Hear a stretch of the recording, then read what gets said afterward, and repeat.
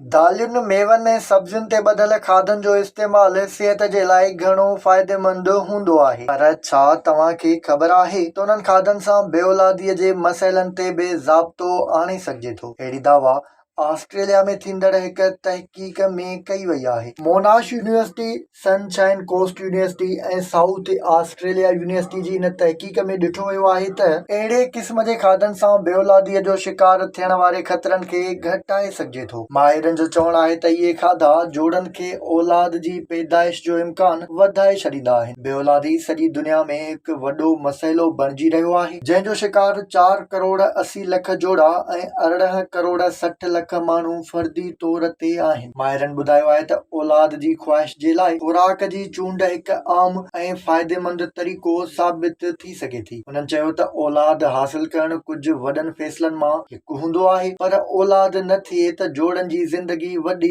मुतासिर थींदी आहे। तहक़ीक़ी रिपोर्टनि मां साबित थियो आहे त वर्म मर्दनि तोड़े औरतुनि ॿिन्हीअ में बेऔलादीअ जो सबबु बणिबो आहे ऐं उन करे अहिड़नि खाधनि जी चूंड करणु घुर्जे जेके उन में घटिताई आणनि। इन हवाले सां अहिड़ियूं शाहिदियूं ॾिठियूं वयूं आहिनि जेके सिहत वारे सणभ ऐं फ्लेवोनॉइड्स फ्रूटनि, सब्जियुनि ऐं दालियुनि जे घणे इस्तेमाल, जॾहिं त ॻाढ़े ऐं तेज़ पकल खाधनि ऐं गोश्त जो घटि इस्तेमाल औलाद हासिल करण में वॾो मददगार साबित थी सघे थो। रूमी समुंड जा माण्हू अन्न, ज़ैतून जो तेल, मेवा, सब्जियूं, ॿिज, दालियूं, ॾही, पनीर, मच्छी, गोश्त या अंडा घणा खाईंदा आहिनि, जॾहिं त ॻाढ़ो गोश्त तमामु घटि इस्तेमाल कंदा आहिनि। जॾहिं त उन जी भेट में हाणोकी दुनिया में ओलह जी तिरिज़े वारा खाधा घणा पसंदि कया वेंदा आहिनि, जिन में नुक़सानकार सणभ, तेज़ पकल खाधा, कार्बोहाइड्रेट्स ऐं हैवानी प्रोटीन जो झझो मिक़दार शामिल आहिनि, जेके फाइबर, विटामिन्स ऐं मिनरल्स जी घटिताई जे करे जिस्म में वर्म पैदा कंदा आहिनि। माहिरनि ॿुधायो आहे त वर्म वारा खाधा